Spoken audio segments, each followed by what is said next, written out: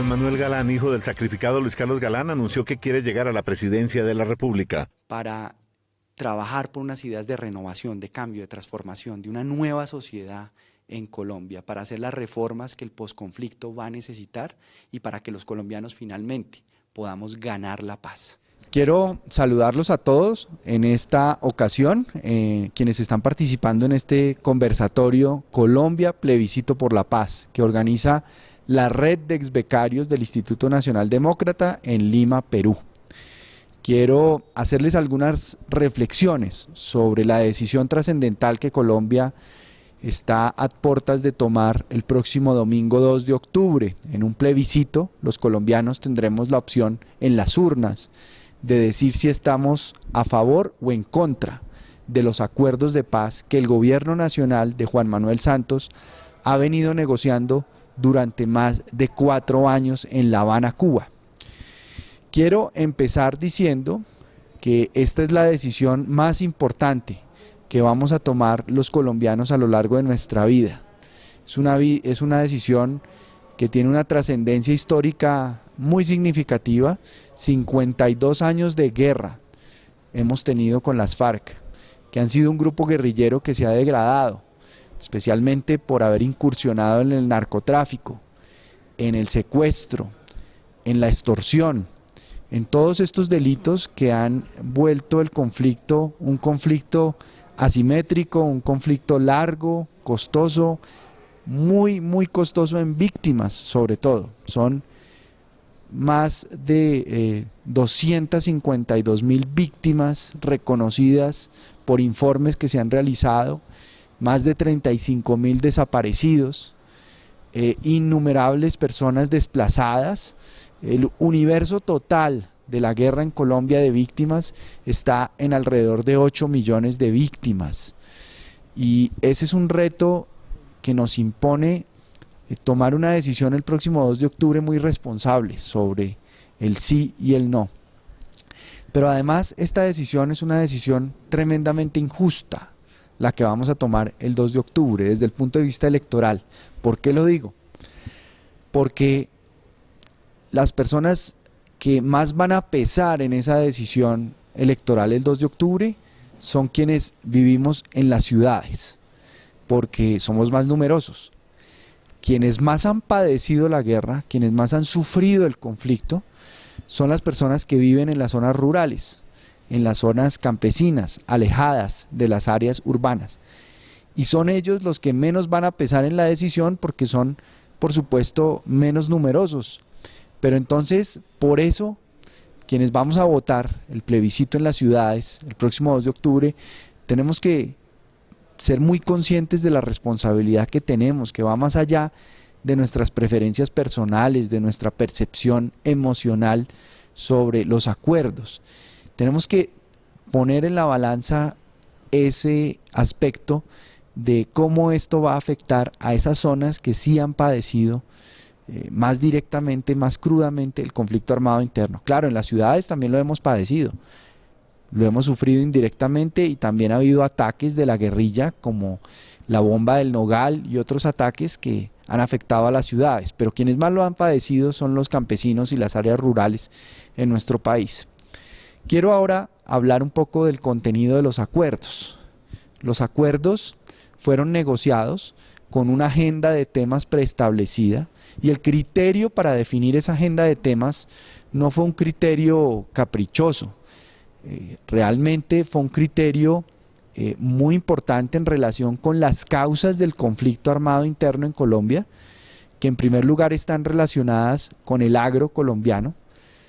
Allí ha habido una cantidad de injusticias, de imposibilidad de que los campesinos accedan a la tierra, puedan ser productivos, cuenten con infraestructura que les permita desarrollarse, asociarse en cooperativas, en asociaciones, en acceder a crédito, en acceder a asistencia técnica que les permita ser productivos y que les permita vivir y sobrevivir desde el desarrollo campesino. Esa ha sido la primera causa, por eso el primer acuerdo es sobre el tema agrario. El segundo tiene que ver con la participación política. Esa ha sido otra de las grandes causas de la violencia y del conflicto armado interno en Colombia.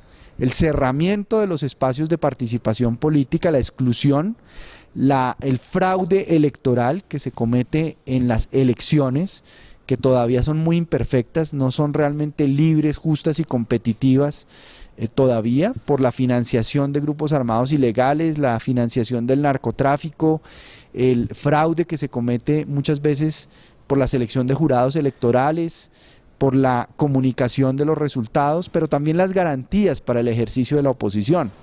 Todos recordamos el genocidio, el exterminio, no solamente de la Unión Patriótica como movimiento opositor, sino también el exterminio de movimientos como el nuevo liberalismo, del cual hacía parte mi padre, que era su principal líder y figura.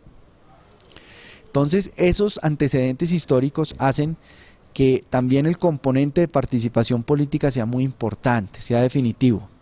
El tercer acuerdo, la tercera negociación que se hizo en La Habana, tuvo que ver con el narcotráfico, que si bien no es una causa directa del conflicto armado en Colombia, sí ha sido un dinamizador, sí ha sido un factor que ha exacerbado el conflicto y la guerra en nuestro país, vía financiación, vía corrupción, vía intimidación y deterioro de la legitimidad institucional.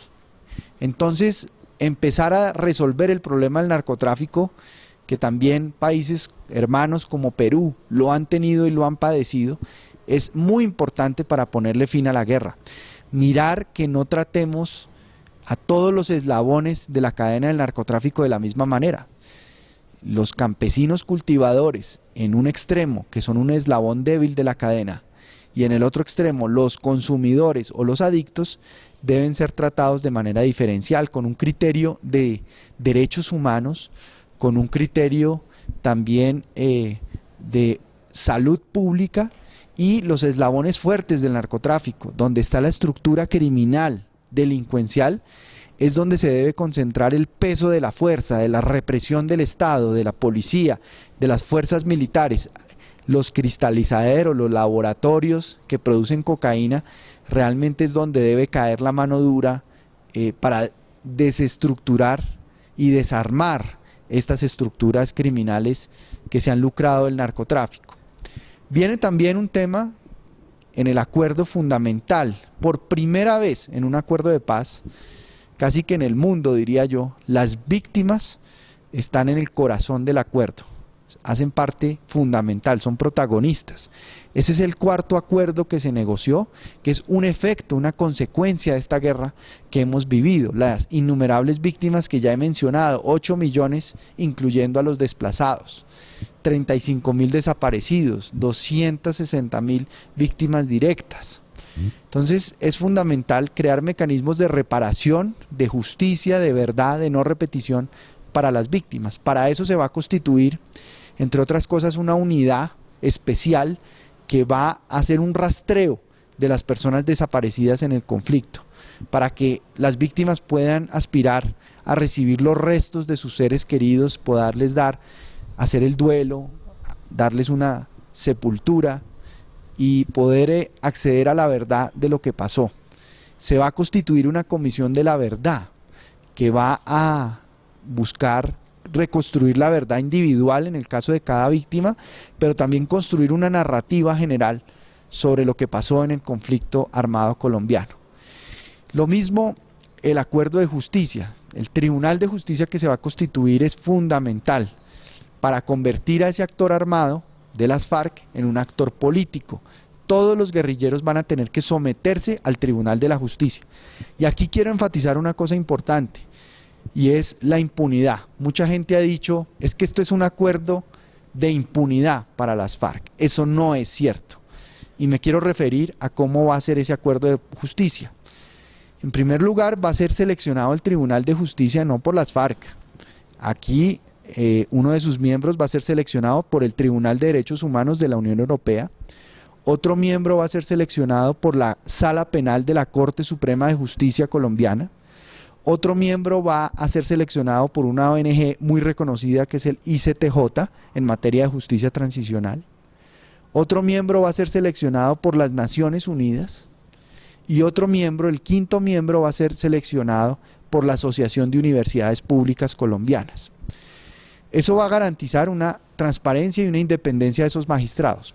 ¿Cómo va a ser el sometimiento a este Tribunal de Justicia por parte de los guerrilleros de las FARC? Todos tendrán que pasar por el Tribunal de Justicia, no solamente la guerrilla de las FARC, sino también los miembros de la fuerza pública a quienes se les presume la legalidad de sus actuaciones dentro del conflicto, los financiadores del conflicto armado interno, y las penas van a ser las siguientes. Para quienes colaboren oportunamente con el Tribunal de Justicia, van a tener penas restrictivas de la libertad y también van a tener que cumplir penas restaurativas en materia de justicia restaurativa, como desminado humanitario o construir infraestructura para las víctimas. Quienes no colaboren oportunamente, sino que lo hagan tardíamente, van a tener penas de cárcel, repito, de cárcel, entre 5 y 8 años. Y quienes definitivamente no colaboren con el Tribunal de Justicia y sean vencidos en juicio, se harán acreedores a una sanción de entre 15 y 20 años de cárcel. Repito, de cárcel.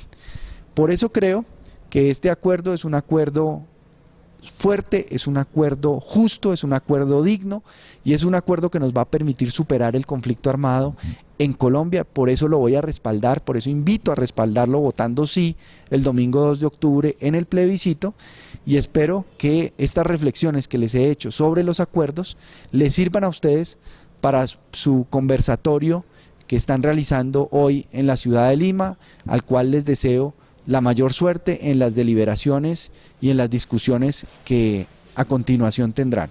Muchas gracias y un saludo muy especial desde Colombia.